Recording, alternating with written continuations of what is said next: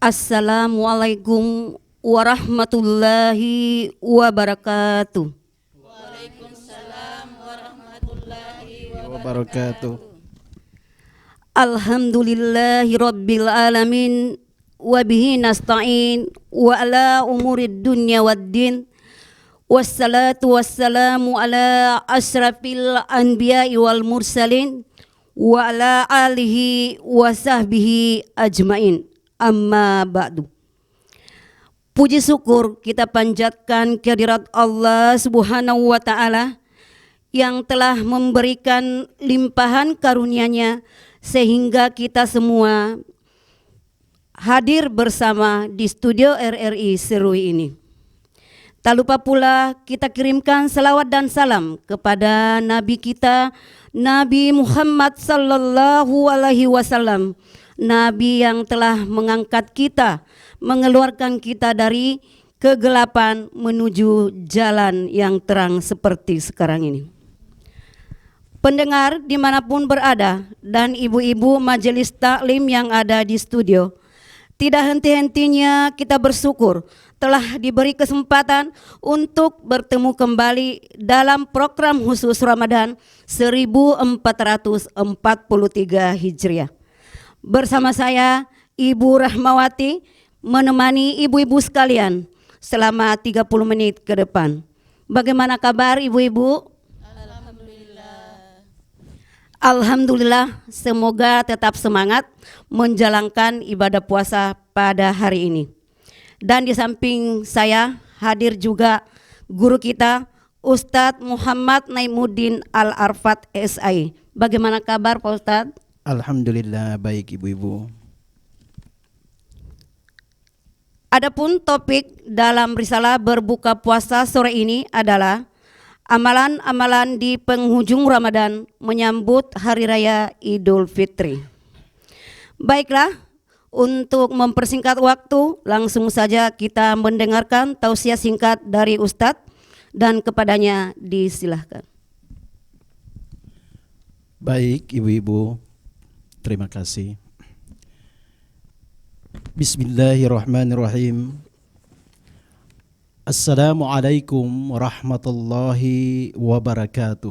Waalaikumsalam warahmatullahi wabarakatuh. Alhamdulillahi rabbil alamin. Wassalatu wassalamu ala asrafil anbiya'i wal mursalin wa ala alihi wa ashabihi ajma'in, amma ba'du. Ibu-ibu majelis ta'lim An-Nida, pendengar RRI, so'imin wa so'imat yang dimuliakan oleh Allah Subhanahu wa ta'ala. Pada sore hari ini, hari ke-28 Ramadan, kita semua hadir di studio RRI Serui dalam rangka risalah berbuka puasa. Ibu-ibu yang dimuliakan oleh Allah Subhanahu wa ta'ala, tema kita pada hari ini adalah amalan-amalan menjelang Idul Fitri atau akhir-akhir Ramadan.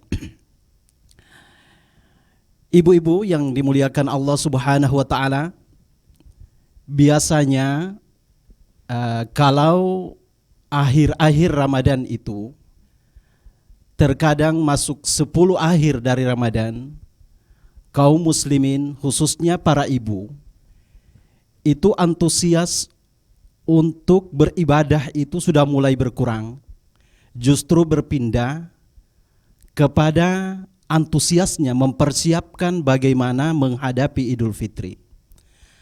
Padahal Allah Subhanahu wa ta'ala menjelaskan di dalam Al-Quran di potongan ayat 185, walitukmilul iddah.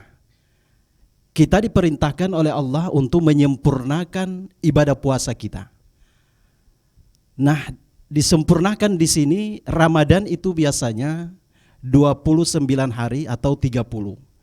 Namun tadi ternyata terkadang di kalangan kita umat Islam khususnya para ibu, masuk 10 terakhir Ramadan itu harusnya kita mulai mengejar amalan terbaik kita karena ada yang kita tunggu yaitu malam Lailatul Qadar, tetapi kita sudah mulai berkurang keinginan beribadahnya karena berpindah kepada bagaimana persiapan kita menyambut perayaan Idul Fitri.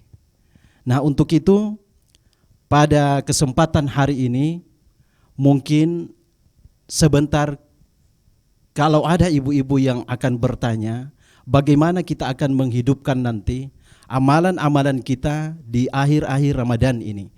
Biar kita tidak terfokus, harusnya kita mengejar bagaimana kita mendapatkan Lailatul Qadar, tapi justru kita rubah kebiasaan kita, kebanyakan kita di toko atau di pasar. Mungkin ini pengantar dari saya serahkan ke ibu-ibu, siapa tahu ada ibu-ibu yang mau bertanya. Saya persilakan. Silakan Bu. Di atas kesempatan yang diberikan kepada saya Ibu Sarimin yang ingin saya tanyakan kepada Pak Ustaz, amalan apa saja yang dilakukan untuk mengisi malam-malam 10 terakhir bulan Ramadan? Mohon penjelasan Pak Ustaz. Terima kasih. Wassalamualaikum warahmatullahi wabarakatuh. Waalaikumsalam warahmatullahi wabarakatuh. Baik Ibu, pertanyaannya tadi sangat bagus sekali agar kita para ibu khususnya tidak fokus kita kepada persiapan Idul Fitri saja. Karena di dalam Ramadan ini telah disiapkan oleh Allah begitu besar rahmatnya di akhir-akhir Ramadan ini. Namun tadi yang saya sampaikan bahwa terkadang kita ini lupa kalau sudah dijelaskan oleh Rasulullah di dalam Al-Quran juga sudah dijelaskan. Salah satu bunyinya tafarru lailatul qadri fil asril awahir min Ramadan. Carilah Lailatul Qadar di 10 terakhir Ramadan. Nah, ini Lailatul Qadar ini terjadinya itu hanya sekali saja dalam setahun, bahkan hanya terjadi semalam, dan itu terjadi pada 10 hari terakhir. Jadi kalau kita ibu-ibu tidak memanfaatkan ini, maka kemuliaan malam Lailatul Qadar itu, di mana ganjaran pahalanya kalau kita beribadah mendapatkan pahala begitu besar, di hitungan tahunnya itu 84 tahun. Nah, kalau kita berpikir usia kita, tidak ada mungkin hari ini dan jarang sekali terjadi ada di antara kita umat Rasulullah sallallahu alaihi wasallam yang mencapai usia 84 tahun.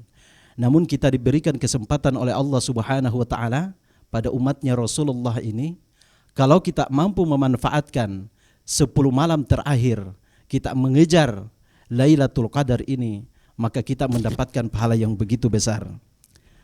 Amalan-amalan yang harus kita lakukan pada malam-malam ke-10 terakhir itu, yang pertama salat sunat, yaitu salat malam. Kita awali dari salat Isya, biasanya hitungannya ini dari selesai salat Isya sampai azan subuh. Itu malam Lailatul Qadar itu. Jadi dari salat Isya, kemudian kita lakukan salat sunnah ba'diyah, lalu kita lakukan tarwih, witir. Habis itu setelah itu ditambah dengan salat sunat lainnya, misalnya salat tasbih, salat taubat, terus bisa salat tahajud. Begitu banyak sebenarnya salat-salat sunat malam yang harus bagaimana caranya kita menghidupkan malam-malam terakhir Ramadan ini. Amalan yang kedua adalah tilawah Al-Quran. Karena bulan suci Ramadan ini juga turunnya Al-Quranul Karim pada bulan suci Ramadan. Dan Rasulullah sendiri di bulan suci Ramadan itu melakukan tilawah Al-Quran ini setiap malamnya, itu langsung dibimbing oleh malaikat Jibril. Bagaimana Rasulullah membacakan mengulangi ayat-ayat Al-Quran ini, yang menjadi gurunya itu Jibril, mentadaburi Al-Quran.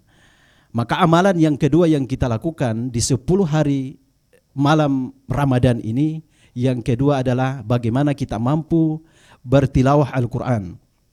Yang ketiga, wabil asharihum yastaghfirun, memperbanyak beristighfar kepada Allah Subhanahu wa taala. Karena kita umat manusia ini, kita tidak lepas dari dosa kepada Allah Subhanahu wa taala, baik yang kita sengaja maupun kita tidak sengaja. Kesempatan besar kita memanfaatkan bagaimana malam-malam 10 terakhir Ramadan itu kita mampu beristighfar kepada Allah Subhanahu wa taala sebanyak-banyaknya. Yang keempat, kalimatani, 2 kalimat khafifatani alal lisan, ringan di lisan, sakilatani fil mizan, memberatkan timbangan pada hari kiamat, habibatani ilar rahman, disukai dan dicintai oleh Allah. Apa itu ibu-ibu? Kalimat subhanallahu wa bihamdihi subhanallahul azim. Kalimat ini mampu memberatkan timbangan amal kita ketika kita dimizan oleh Allah Subhanahu wa taala, dikumpulkan di saat di padang mahsyar nanti. Kalimatnya ringan untuk diucapkan di lisan kita, tapi berat amalan ini yang akan memberatkan timbangan kebaikan kita ketika kita dimizan oleh Allah Subhanahu wa taala. Itulah di antara amalan-amalan yang kita lakukan pada 10 malam terakhir Ramadan.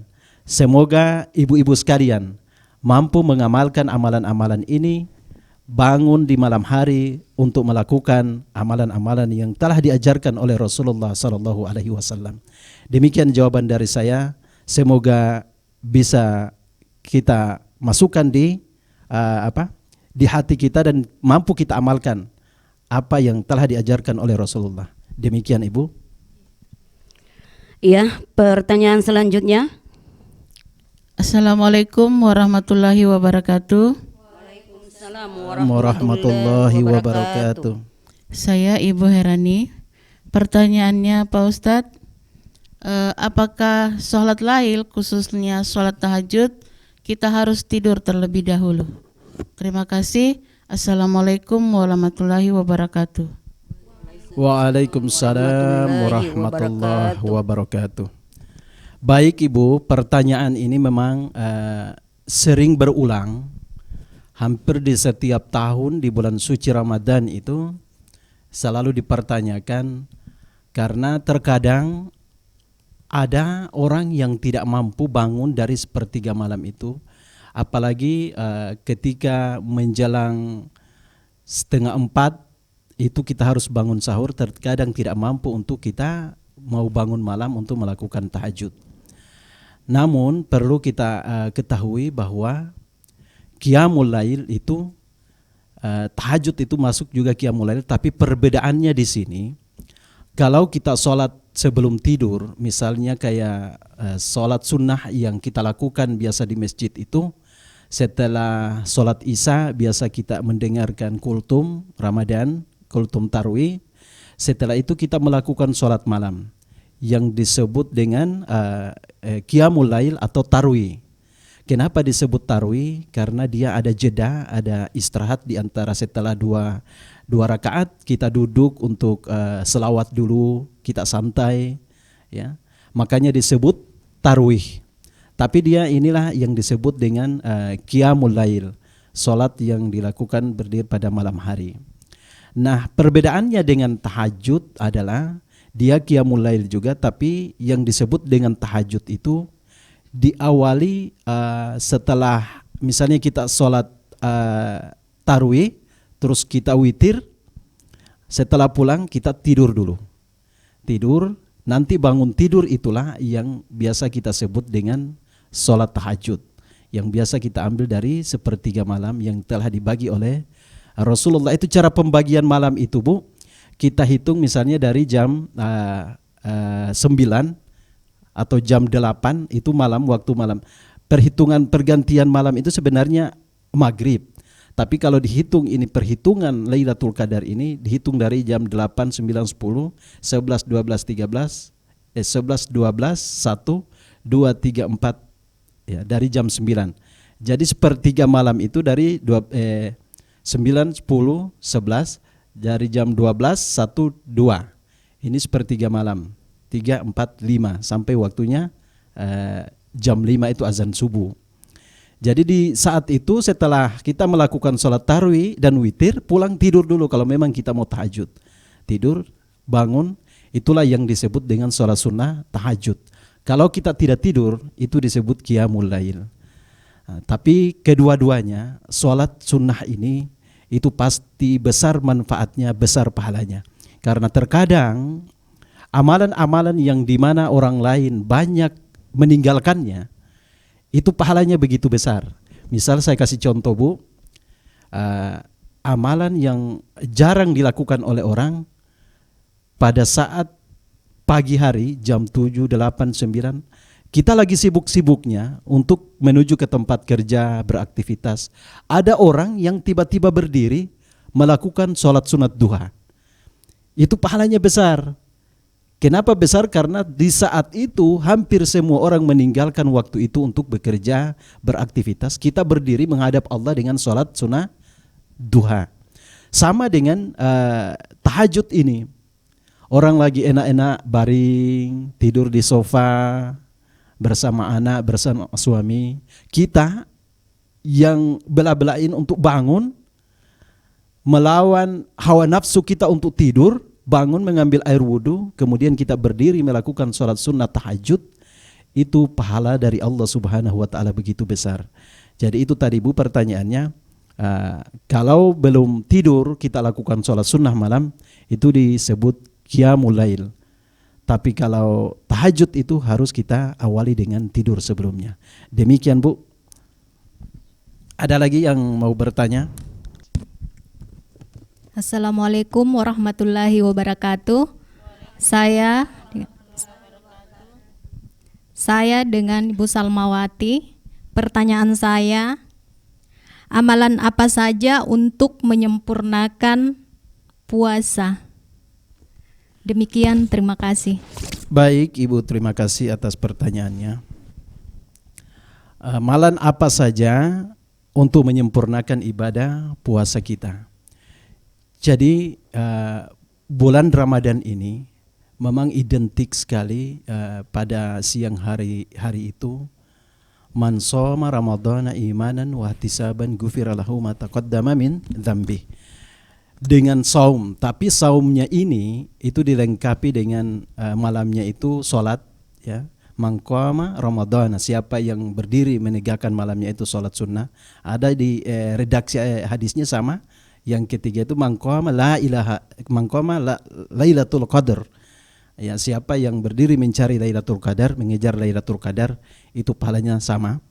Nah, untuk menyempurnakan ibadah puasa kita, maka di akhir-akhir Ramadan itu ada yang namanya membayar zakat fitrah. Nah, tujuan zakat fitrah ini salah satunya adalah bagaimana kita menutupi amalan-amalan Ramadan kita, puasa kita tadi mungkin yang masih banyak kekurangan-kekurangan karena mungkin lisan kita. Memang kita puasanya tidak makan, tidak minum, menjaga hubungan suami istri. Tapi ada dosa-dosa lain yang mengurangi nilai ibadah pahala puasa kita itu. Biasanya ya yang paling banyak itu dari lisan kita yang kita tidak mampu jaga. Karena sesungguhnya di kalangan umat Islam pada hari ini ada puasa itu dibagi sampai 3. Ada yang kita kenal puasa awam atau puasa umum, saumnya orang awam. Itu yang dia tahu dia menahan tidak makan, menahan dia tidak minum, tidak berhubungan dengan suami istri. Ya. Dia tidak tahu bahwa ada yang mungkin pahalanya puasanya diterima, tidak batal, tapi nilai pahalanya tidak ada. Karena yang dia jaga hanya itu.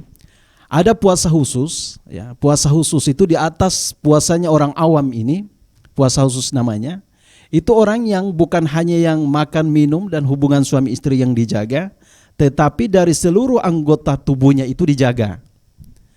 Misal matanya tidak mau melihat sesuatu hal yang dilarang untuk dilihat. Ya, biasanya zaman sekarang karena teknologi begitu canggih, di tangan kita ini begitu besar, ada fitnah di tangan kita. Apa itu? HP. Bahkan HP hari ini terkadang kita buka saja, misalnya kita lihat pengajian, ada iklannya. Iklannya itu biasanya perempuan atau laki-laki yang tidak seharusnya kita lihat. Maka pada hari ini sebenarnya fitnah yang menghilangkan puasa Ramadannya kita itu ada di tangannya kita. HP. Maka bagaimana orang yang berpuasa khusus ini mampu menjaga ini, menjaga tidak mau matanya, tangannya, kakinya, lisannya tidak melakukan kesalahan. Maka disempurnakanlah bagaimana kita membayar zakat fitrah. Dan di antara ibu-ibu yang biasa menjadi persoalan begitu banyak biasanya tentang fidyah, ya, karena ibu-ibu itu banyak sekali. Kalau kami duduk di penerimaan zakat itu yang membayar fidyah itu banyak sekali kesalahan-kesalahan tentang fidyah ini. Mungkin sebentar ada yang bertanya tentang fidyah, mungkin pertanyaan terakhir boleh. Itu Bu untuk menyempurnakan ibadah puasa kita. Demikian. Pertanyaan yang keempat, silakan. Baik, terima kasih. Assalamualaikum warahmatullahi wabarakatuh. Waalaikumsalam warahmatullahi wabarakatuh. Saya Hasni, saya ingin bertanya, apakah semua orang yang tidak berpuasa bisa membayar fidyah? Terima kasih. Assalamualaikum warahmatullahi wabarakatuh. Waalaikumsalam warahmatullahi wabarakatuh. Baik, ini pertanyaan terakhir karena waktu kita mungkin sudah mepet. Fidyah ini memang tadi saya jelaskan Bu, memang kita setiap tahun kita menerima zakat itu banyak sekali kesalahan-kesalahan tentang fidyah ini. Fidyah ini dari bahasa Arab, dari kata fida, artinya penebus. Jadi fidyah ini secara bahasa bersifat umum, bukan hanya puasa saja sebenarnya. Itu biasa di dalam perang, ya, ada pelanggaran-pelanggaran perang, tapi ada kalimatnya diganti, ada biasa dam. Ada juga di pelanggaran haji. Pelanggaran haji juga itu ada. Ada kalau di haji itu biasa selain fidyah disebut kifarat, ada juga disebut dam. Kalau pelanggaran haji misalnya yang ringan itu ada. Itu biasanya kalau di tanah suci itu kan karena panas, biasanya bibirnya kita itu kering sehingga terkelupas. Terkadang kita tanpa sadar mengupas kulitnya, mencabut sehingga berdarah. Inilah disebut pelanggaran di saat melakukan ihram atau haji. Maka kita harus membayar kifarat atau penebus, ya, kita tebus. Sama dengan ibadah puasa ini. Ada fidyah yang dibayar, tetapi ada ketentuan fidyah ini. Tidak semua orang harus membayar fidyah. Memang sering kita dapatkan ini mungkin kurangnya pemahaman kita dengan ilmu agama, sehingga beberapa tahun yang kemarin kami selalu mendapatkan ada orang laki-laki yang justru membayar fidyah. Orang yang masih muda terkadang bayar fidyah. Ini kan tidak paham apa itu fidyah sebenarnya. Bahkan untuk ibu-ibu sendiri tidak secara keseluruhan bisa membayar fidyah, ya. Misalnya kayak ibu yang mendapatkan halangan di saat bulan suci Ramadan, maka itu harus diqodho, ya. Bukan dibayar fidyahnya. Kita ini mengambil jalan pintas, tidak mau lagi mengqodho puasa sehingga kita bayar fidyah. Bahkan ada ibu hamil atau ibu menyusui, ya. Itu dilihat kalau ibu ini dia mengkhawatirkan kesehatan dirinya, aduh nanti saya turun badan saya atau bagaimana, maka ini dia kategorikan dirinya orang sakit, maka dia harus mengqodho puasanya dan membayar fidyah karena ada anaknya tadi yang dipikir, ya. Tetapi kalau dia tidak mengkhawatirkan dirinya, itu bisa membayar fidyah. Nah, namun fidyah ini sebenarnya dikhususkan ini bagi orang yang misalnya kayak ibu-ibu yang sakit, ya, tapi sakitnya itu sudah tidak ada kemungkinan untuk sembuh. Atau kita punya bapak, kita punya kakek, sakit dia, tapi tidak ada kemungkinannya untuk sembuh. Inilah yang disebut harus dia membayar fidyah, karena tidak ada kesempatannya lagi untuk mengqadha. Tapi terkadang kebanyakan ibu-ibu mengambil jalan pintas, karena kami juga di penerimaan zakat menerima, hampir saya kadang mau sampaikan ke ibu-ibu, ndak usahlah kita buang-buang uang kita bayar fidyah, ya. Padahal kita sehat, hanya kebetulan di bulan suci itu kita berhalangan, ya, datang bulan sehingga kita bayar fidyah. Nah, sementara habis bayar fidyah sudah tidak mau lagi mengqadha setelah Ramadan. Padahal itu harus diqadha. Begitu Bu, jawabannya. Semoga pertemuan kita hari ini mampu menambah wawasan kita dan mampu kita amalkan. Demikian Bu. Terima kasih kepada Ustadz yang sudah memberikan tausiahnya. Semoga dari tausiah tersebut dapat bermanfaat dan menjadi keberkahan bagi kita semua. Demikianlah risalah berbuka puasa pada sore hari ini dari Majelis Taklim Anida. Namun sebelum kita berpisah, marilah kita sama-sama berdoa yang dipimpin langsung oleh Ustadz. Baik Bu, untuk keberkahan pertemuan kita pada hari ini, sore hari ini ke-28 Ramadan, mari kita tutup, dan sebelum kita berpisah, kita berdoa kepada Allah Subhanahu wa taala, karena kita tidak mampu melakukan sesuatu, tidak memiliki kekuatan dan daya kecuali dengan pertolongan Allah Subhanahu wa taala. Bismillahirrahmanirrahim. Alhamdulillahirabbil alamin, hamdan syakirin, hamdan na'imin, hamdan yu'afi ni'amahu wa yukafi'u madzidah. Ya Rabbana lakal hamdu kama yanbaghi li jalali wajhikal karim azimi sultanik. Allahumma salli wa sallim ala sayyidina Muhammad wa ala ali sayyidina Muhammad. Allahumma ghassini fihi birahmati warzuqni fihi taufiq wal ismata wa min tahhir qalbi min qayyibi tahamati ya rahiman bihibadihil mu'min. Allahumma ja'al siyami fihi bisukri wal qabuli ala ma tardau wa yardahu Rasul muhtamatan furu'uhu bi usulihi bihaqqi sayyidina Muhammadin wa alihi tahirin. Allahumma inna a'udzubika min azabi jahannam, min adzabil qabri, wa min fitnatil mahya wal mamati, wa min syarril fitnatil masyihid dajjal. Rabbana zalamna anfusana wa illam taghfir lana wa tarhamna lanakunanna minal khasirin. Rabbana atina fid dunya hasanah wa fil akhirati hasanah wa qina adzaban nar. Wa sallallahu ala sayyidina Muhammadin. Subhana rabbika rabbil izzati amma yasifun. Wa salamun alal mursalin walhamdulillahi rabbil alamin. Assalamualaikum warahmatullahi wabarakatuh.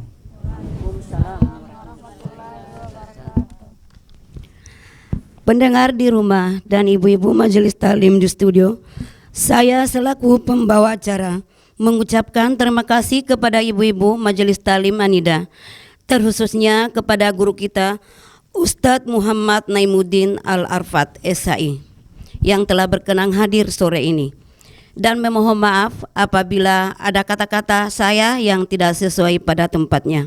Marilah kita menutup acara ini dengan membaca doa penutup majelis. Subhanakallahumma wa bihamdika asyhadu an la ilaha illa anta astaghfiruka wa atubu ilaik. Akhirul kalam, hadanallahu wa iyyakum ajmain. Wassalamualaikum warahmatullahi wabarakatuh.